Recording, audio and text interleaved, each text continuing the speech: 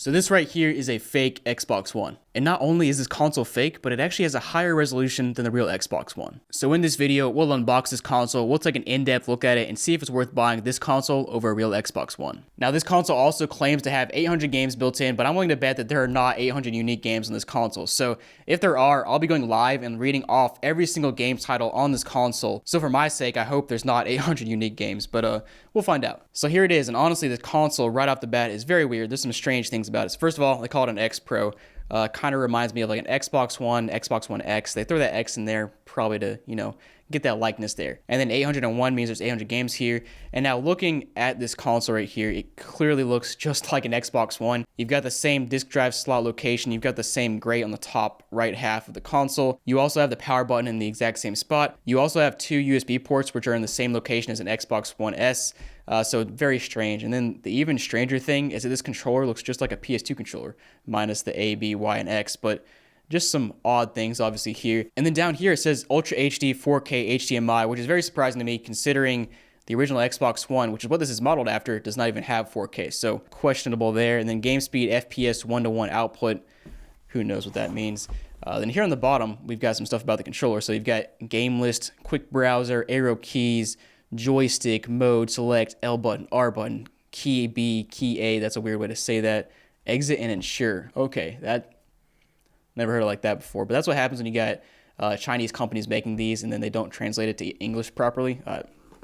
Always funny. And then here on this side, we have two controllers, HDMI, AV cable, and power cable. And then again, here it says X Pro. And by the way, I paid $80 for this thing. Way too much. Off the bat, I already know it's going to be too much, but it actually looks like it goes for $60 on Amazon now, so check out the link down below for whatever reason you want to buy this thing. Well, let's go ahead and open this thing up and see what's actually in here. Voila, we got the Xbox, the X Pro. Very, very light. Packaging actually looks decent. Okay, never mind. It looked decent on the top half, and then you flip it down, and you have all these cords just tossed in here. So got an HDMI cable. We've got an AV cable in case you want to do that instead of HDMI. We also have our power cable, no power brick. And then we also have this little micro SD card that came with it. Very obviously a knockoff. I've never seen an SD card that just says a number on it. I don't think my camera's focusing on it, but it says 32 on it. So I'm assuming it has 32 gigs. We'll find out, maybe. Put that to the side. And then of course we have two controllers here. We'll take those out, take a closer look at them in a second. And then we have our manual here. So first things first, we got this weird looking manual. Let's take a look at it. So we've got no useful information except, okay, hold on. Did I read this right? So it says support 4K HDMI, and then it says support 1280 by 720p 60 Hertz. So I'm not sure if it's saying it supports both of those or if it's saying that 4K means 1280 by 720p. I don't know, guys. Who knows? Oh, wait, hold on. We got support arcade game. Actually, I think it said this somewhere on the console box. I might have missed it. All right, so there it is. I knew I saw this somewhere. So it actually says some more details on the side here. So we got Linux 3.0 OS. Interesting. Support 4K, we saw that. Game speed, blah, blah, blah. Support arcade game CPS1, CPS2, Neo Geo, GBA. Basically, it looks like it supports a bunch of retro games. And then I'm not sure if that means PlayStation 1 and PlayStation 2. I don't know why it says C. Console PS1, console PS2. Not sure. We'll find out, obviously, but that's just kind of odd. All right, then onto the controller in a crappy little plastic bag. And this controller is very light. Feels like there's barely anything in it. First of all, these analog sticks are very shiny for some reason. Not sure why. We have a little screen here almost. It's not a screen, but it looks like a screen. We've got our back and our start. Actually, what are those? We got select, start, home, and then we got two more buttons up here. We have directional buttons A, X, Y, and B, R1, L1, R2, L2. So, I mean, it's a weird hybrid here. As you can see, it's like a PS2 controller all the way around, but then it has two extra buttons here. And then it says A, B, X, Y instead of the normal PlayStation buttons, so pretty odd. But honestly, I'm not surprised at all. That's pretty standard for these weird Chinese accessories and consoles. They're a mixed bag of stuff. And here's the X Pro. So it does actually say X Pro at the top left corner. We've got, man, it looks exactly the same. You got our grates over here. You've got your little fan slot. I'm sure there's not even a fan in here, but they put a little hole there anyway. And looking here on the front, you've got a button here, same exact spot as the Xbox One, two USB ports. There's actually no disc slot. It just looks like there's one. Here in the bottom, you have 4 rubber feet. And then here on the back, you have a TF port for your memory card, HDMI port, which is clearly upside down. You have video, audio, and your DC input port. And of course, some ventilation. There's there's nothing to ventilate in here, but I'm actually gonna pull out a couple consoles and do a quick comparison so we can see just how close this thing is to it. So we have the Xbox One S right next to the X Pro now, and actually looking at it, I think it looks more like a One S now than the original Xbox One. Clearly these grates are like circular, same here. Logo's in the same spot, and then on the front, your power buttons are in the same spot. Your USB ports are in the same spot. There's only one on the Xbox One versus two here. You have a sync button here or a eject button here, and it almost has like a little cutout right there, like there's supposed to be an eject button there. And then your little grates also appear on the right side here, and then same on the right side of the console of both of them. You got your little circular grates. The disc tray wraps around further on the X Pro, but on the Xbox One it just goes around a little bit, that's the first thing. And that's actually what drew me towards the comparison of the original Xbox One at first, because let me just show you. So original Xbox One now, obviously a little bit different than the Xbox One S.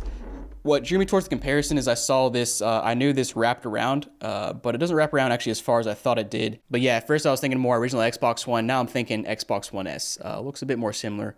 Obviously this one's black though. So let's go ahead and plug this sucker in and see if it works. So I have power, HDMI, and my SD card plugged into the X Pro.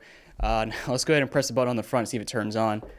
Oh, and when you turn it on, it's actually got a light on it. That's kind of neat. Still waiting for it to show up any day now, and boom, there there it is. What am I looking at? This I guess it looks like Linux. What? Oh man, this is good stuff, guys. So we have our nice blue background. A is okay, B is return, and we got select from the menu. So CPS game, Neo Geo game, NES, GB, Game Boy Color, Game Boy Advance, SMD. That looks like a Genesis, or I guess it's Sega Saturn maybe. Super Nintendo, SMS game. Is that like phone games? Like PS1 game, GG game, and SD card. I'm gonna click on SD card, see what we have in here. So we have some PS1 games loaded up. So I see PS1 games, I don't see a PS2, which they advertise PS2 on this box, so not too happy about that. Game Gear? Yeah, that's Game Gear. What is select? Select is the menu. Oh, okay. This is the menu. Our only option is English or Chinese, I guess. Literally nothing else in the menu. All right, let's try out a game. So PS1, that sounds interesting. One PS1 game, ISSsoccerpro.bin. Well, come on, man. I mean, we got a ton of, it looks like PS1 games loaded up here because it says PS1 game and there's a bunch of stuff loaded up, but they don't show up. The quality control here, man, terrible. Just bad. Neo Geo, yeah, we got a bunch of games here. 50 of them. NES game, you got 180 NES games, okay. I mean, let's try out a game. Let's try out Plumber. There we go. Plumber.gba. Let's try that out. Oh yeah, Plumber. I don't know if this is a real game or like a knockoff of Super Mario. Like this is a weird console. Usually these consoles are like Famiclones where they have a Famicom cartridge slot and then they have a bunch of retro games on here.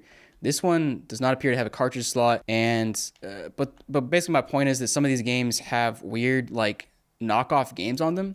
This might be one of them, I'm not sure. So it appears that the only way I can get back home is to turn it off and back on. There's clearly a home button here, but it doesn't work. So good stuff, guys. I mean, like imagine you're the engineer on this team that built this thing. Like your boss comes up to you and says, hey man, I need you to design a console that looks exactly like the Xbox One, and I need you to put retro games on it. Make it look like Linux or Windows or something. And what kind of, I don't know what to say. So oddly enough, they call these Rockman 1 through 7, where it's just Mega Man. Oh wait, hold up. Nope, there is one Rockman. The rest are Mega Man.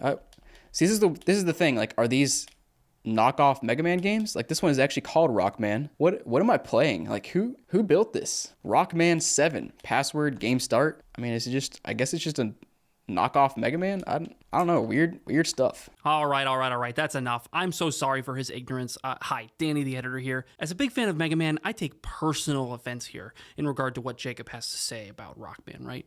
If you didn't know, Rockman is just the Japanese name for Mega Man.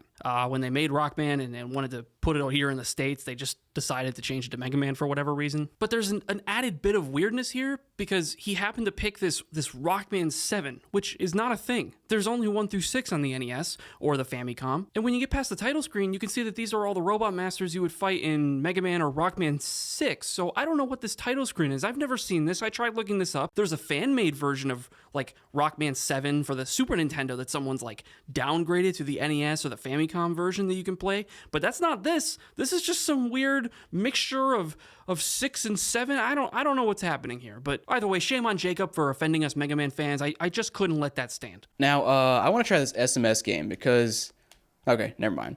I thought it was gonna actually be like phone games, because SMS is text message. I thought it was phone games, but I got Sonic on here, Streets of Rage. I still don't know what console this is. Like, oh, it's the it's the Sega Master System. Oh, okay. That makes sense now. All right, cool. That makes sense. SMD, and then SMD stands for Sega Mega Drive. Okay. It's all making sense now. SNES, GB, those are all self-explanatory. Let's try out a Game Boy Advance game here. So we got Sonic Advance 2. I can't tell if that's that looks like Japanese, the Japanese version. We got Zelda, the Minish Cap, Link to the Past. Yeah, these look like the Japanese version of these games. Or maybe there's a Chinese version. I don't know enough about it to know if that's a thing or not. But we got FIFA Football 2003.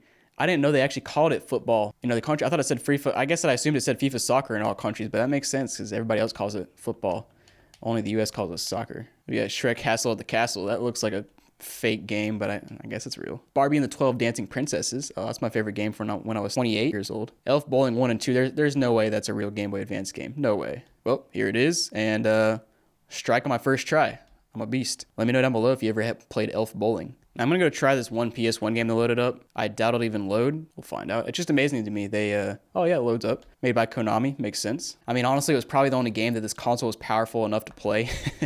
I mean, the game does work and play well, so I gotta give them that. But let's check out these Super Nintendo games. I only got 101 games, so I obviously don't have much here. Let's see if they have like Super Mario World. I don't see it yet. So yeah, they don't even have the classics. Don't have Super Mario World. They got Casper, Super Adventure Island. They have TMNT, Kirby's Dream Land, Donkey Kong Country. 0 Mario games. So the most popular games of all time, they don't have in here, but they got Rockman. Just a mix of absolutely random games. I don't know what it is with these guys. Like I said, imagine you're on the team that builds this thing. You copy the Xbox One, you put random games on here. How do you decide what games you put on here? Like, I don't know, guys. It's such a weird console. But now, guys, the true test, does this console have 800 unique games? Because if it does, I have to read them all out, read all the game titles. So let's start with CPS game.